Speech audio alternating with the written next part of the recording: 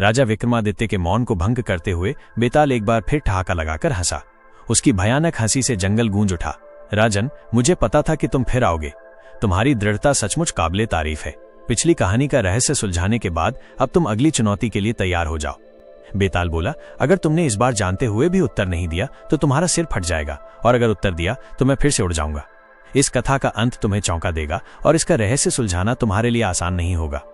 विक्रमादित्य ने कंधे पर बेताल को कसकर पकड़ा और बिना कुछ बोले आगे बढ़ते रहे। बेताल ने अपनी बात जारी रखी। एक राज्य में एक राजा वीरसेन राज करता था। वो बहुत ही दयालु और न्यायप्रिय था। उसकी प्रजा उससे बहुत खुश थी। राजा का एक छोटा भाई भी था जिसका नाम जयपाल था। जयपाल अपने भाई से बिल्कुल अलग था। वो बहुत स्वार्थी और लोभी था। वो सिर्फ धन और शक्ति के पीछे भागता था। वो राजा की सारी दौलत हड़पना चाहता था, लेकिन सीधे तौर पर ऐसा कर पाना उसके लिए असंभव था। उसी राज्य में एक गरीब और लोभी ब्राह्मण रहता था जिसका नाम था गणेश दत्त। गणेश दत्त के पास कुछ भी नहीं था, लेकिन वो हमेशा धनवान बनने के सपने देखता रहता था। एक दिन गणेश दत्त को एक बहुत ही अजीबोगरीब सपना आया। सपने में एक देवी उसके सामने प्रकट हुई और बोली, गणेश दत्त, तुम्हारी दरिद्रता जल्द ही दूर हो जाएगी। मैं तुम्हें एक गुप्त खजाने का पता बताती हूँ। ये खजाना एक पुराने कुएं में छिपा है जो तुम्हारे घर के ठीक पीछे है। लेकिन इस खजाने का एक रहस्य है। इसमें से सिर्फ एक आदमी ही पूरा खजाना निकाल सकता है। देवी ने कुएं के पास एक लाल पत्थर का भी जिक्र किया जो खजाने का निशान था। सुबह होते ही गणेश दत्त की नींद खुल गई। उसे लगा कि ये सपना नहीं बल्कि हकीकत थी। वो तुरंत अपने घर के पीछे गया और देखा कि एक पुराना कुआं वहां मौजूद था। कुएं के पास सचमुच एक लाल पत्थर पड़ा था। उसकी खुशी का ठिकाना नहीं था। वो तुरंत कुएं में उतरा और उसे वहां सचमुच एक बड़ा सा लोहे का संदूक मिला। संदूक को देखते ही गणेश दत्त की आंखें चमक उठीं। लेकिन जब उसने उसे खोलने की कोशिश की तो संदूक नहीं खुला। उसे याद आया कि देवी ने कहा था ये खजाना सिर्फ एक आदमी ही निकाल सकता है। गणेश दत्त परेशान हो गया। वो सोचने लगा, मैं इसे कैसे बाहर निकालूं? ये इतना भारी है कि मैं इसे अकेले नहीं खींच सकता।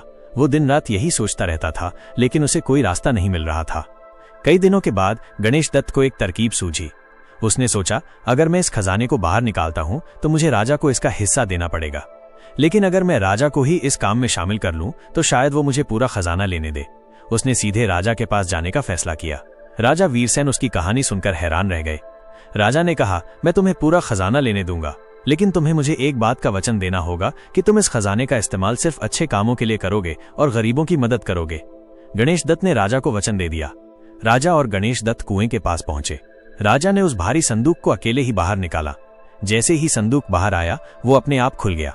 संदूक के अंदर सोने के सिक्के, हीरे जवाहरात और बेशकीमती गहने भरे थे।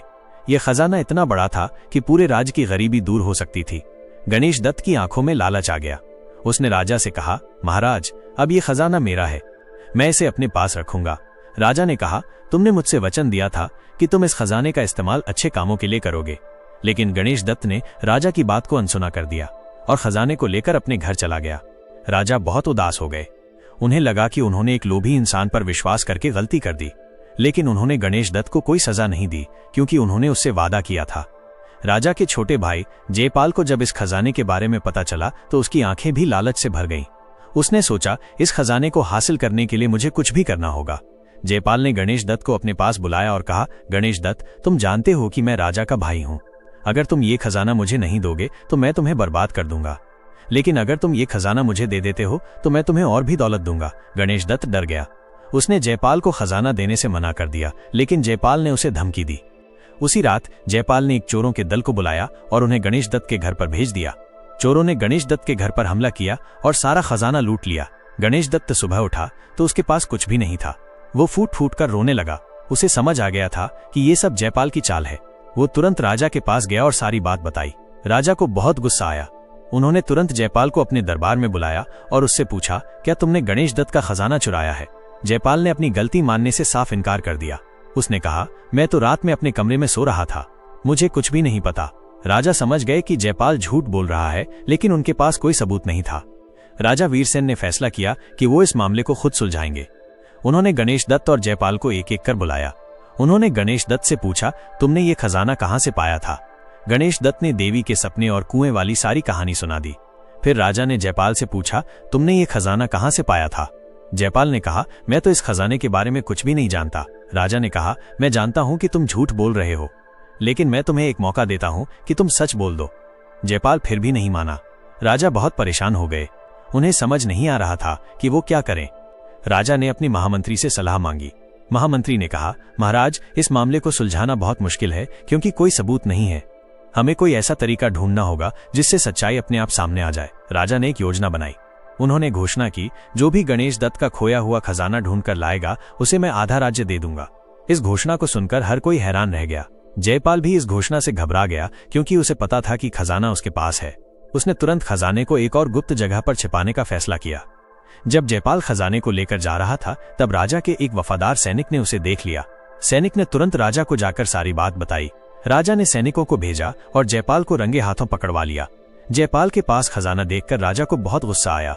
उन्होंने जयपाल को दरबार में सबके सामने खड़ा किया और उससे कहा, आज तुम सबके सामने अपनी गलती मान लो और गणेश दत्त का खजाना उसे वापस कर दो। जयपाल ने अपनी गलती मान ली और खजाना गणेश दत्त को वापस कर दिया। राजा ने गणेश दत्त से कहा, तुमने जो वचन दिया था उसे अब पूरा करने का समय आ गया है। इस खजाने का इस्तेमाल तुम गरीबों की मदद के लिए करो। गणेश दत्त ने भी अपनी गलती मान ली और राजा को वचन दिया कि वो इस खजाने का इस्तेमाल सिर्फ अच्छे कामों के लिए करेगा। राजा बहुत खुश हुए। उन्होंने जयपाल को माफ कर दिया, लेकिन उसे कुछ समय के लिए राज्य से बाहर निकाल दिया। इस तरह राजा ने बिना किसी सबूत के अपनी बुद्धिमत्ता से सच्चाई का पता लगा लिया। ये कहानी यहीं खत्म नहीं होती राजन। ये रहस्य राजा की बुद्धिमत्ता, गणेश दत्त के लालच और जयपाल के पश्चाताप से जुड़ा है। अगले भाग में हम जानेंगे कि क्या गणेश दत्त ने अपना वचन निभाया, क्या जयपाल ने सचमुच पश्चाताप किया और इस कहानी का सबसे बड़ा रहस्य क्या था। बेताल यहीं पर रुका। अब तुम्हारा इंतजार है राजन। राजा विक्रमादित्य को मौन देखकर बेताल ने अपनी बात जारी रखी। उसकी आंखें चमक रही थीं और उसकी भयानक हंसी एक बार फिर गूंज उठी। वाह राजन, तुम भी बहुत धैर्यवान हो। क्या तुम्हें लगता है कि कहानी इतनी आसानी से खत्म हो जाएगी? नहीं, अब इस कहानी में एक ऐसा मोड़ आएगा जो तुम्हें चौंका देगा। ध्यान से सुनो, क्योंकि इसका रहस्य बहुत गहरा है। जैसा कि मैंने तुम्हें बताया, राजा वीरसेन ने गणेश दत्त को उसका खजाना वापस दिलवा दिया था और जयपाल को अपनी गलती मानने पर मजबूर कर दिया था। राजा ने गणेश दत्त को फिर से याद दिलाया, तुम्हें यह खजाना गरीबों की मदद के लिए इस्तेमाल करना है। ये तुम्हारा कर्तव्य है। गणेश दत्त ने सिर झुकाकर हाँ कहा, लेकिन उसके दिल में अभी भी लालच था। उसने सोचा, ये खजाना मेरा है, मैं इसे किसी को क्यों दूं?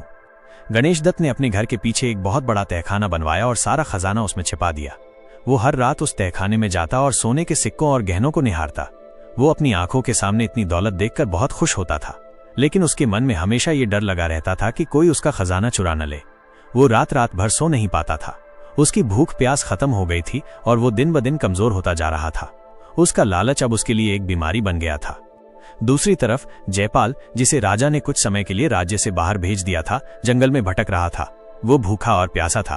उसे अपनी गलती का एहसास हो रहा था। उसने सोचा, मैंने लालच में आकर अपने भाई और एक गरीब इंसान को धोखा दिया। मैंने सब कुछ खो दिया। मुझे अपने कर्मों का प्रायश्चित करना होगा। जयपाल ने एक दिन एक बूढ़े साधु को देखा। साधु बहुत शांत और ज्ञानी लग रहा था। जयपाल उनके पास गया और बोला, महाराज, मैं बहुत बड़ा पापी हूँ। मैंने अपने लालच में आकर सब कुछ बर्बाद कर दिया। क्या आप मुझे सही रास्ता दिखा सकते हैं? साधु ने जयपाल की बात सुनी और मुस्कुराते हुए कहा, पुत्र, पश्चाताप ही तुम्हारे पापों का प्रायश्चित है। अगर तुम सच में अपनी गलती का एहसास कर चुके हो तो तुम एक बहुत ही महान काम कर सकते हो। साधु ने जयपाल को एक जादुई बीज दिया और कहा, इस बीज को उस जगह पर बो दो जहां तुमने खजाना छिपाया था। ये बीज एक बहुत ही अद्भुत पौधा बनेगा जो तुम्हें ज्ञान और सच्ची दौलत का रास्ता दिखाएगा। जयपाल ने साधु का धन्यवाद किया और उस बीज को लेकर वापस राज्य की तरफ चल दिया। जैसे ही जयपाल वापस आया, वो सीधे गणेश दत्त के घर गया। गणेश दत्त उसे देखकर घबरा गया। उसे लगा कि जयपाल फिर से खजाना चुराने आया है। लेकिन जयपाल ने कहा, गणेश दत्त, मुझे माफ कर दो। मैंने तुमसे जो किया वो बहुत गलत था। मैं अब बदल गया हूँ। मैं तुम्हें इस जादुई बीज को देना चाहता हूँ। इसे तुम अपने घर के पीछे उस जगह पर बो दो जहां खजाना था। ये तुम्हें सच्ची खुशी देगा। गणेश दत्त ने जयपाल की बात पर विश्वास नहीं किया। उसे लगा कि ये जयपाल की कोई नई चाल है। उसने वो बीज ले लिया, लेकिन उसे अपने घर के तहखाने में ही रख दिया। जयपाल बहुत निराश हुआ। वो राजा के पास गया और सारी बात बताई। राजा को जयपाल की बात सुनकर बहुत खुशी हुई। उन्होंने कहा, तुम्हें तुम्हारी गलती का एहसास हो गया है। यही तुम्हारी सबसे बड़ी जीत है। अब तुम मेरे साथ फिर से राज्य में रह सकते हो। राजा ने जयपाल को माफ कर दिया और उसे अपने दरबार में एक बहुत ही महत्वपूर्ण पद दे दिया। कुछ दिनों बाद राज्य में एक बहुत बड़ा सूखा पड़ गया। नदियां सूख गईं और जमीन फट गई। लोग भूखे प्यासे मरने लगे। राजा वीरसेन बहुत परेशान हुए। उन्होंने अपने मंत्रियों से सलाह मांगी। एक मंत्री ने कहा, महाराज, हमें राजा के लिए एक बहुत ही सुंदर और जादुई बगीचा बनाना चाहिए ताकि वो खुश रहें। दूसरे ने कहा, हमें एक बहुत बड़ा तालाब खोदना चाहिए ताकि पानी की समस्या हल हो जाए। लेकिन राजा को कोई भी सुझाव पसंद नहीं आया। तब राजा ने गणेश दत्त को बुलाया और कहा, गणेश दत्त, तुम्हें याद है कि मैंने तुमसे क्या वचन लिया था?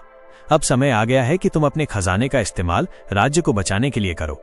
गणेश दत्त घबरा गया। वो राजा को अपना खजाना नहीं देना चाहता था। उसने कहा, महाराज, मेरे पास अब कुछ भी नहीं है, चोरों ने सब कुछ चुरा लिया था। राजा ने कहा, मुझे पता है कि तुम झूठ बोल रहे हो। अगर तुम सच नहीं बोलोगे तो मैं तुम्हें सजा दूंगा। गणेश दत्त डर गया और उसने राजा को सारा खजाना दे दिया। राजा ने तुरंत उस खजाने से एक बहुत बड़ा तालाब खुदवाया और उसमें पानी भरवाया। उन्होंने गरीबों को खाना और पानी दिया।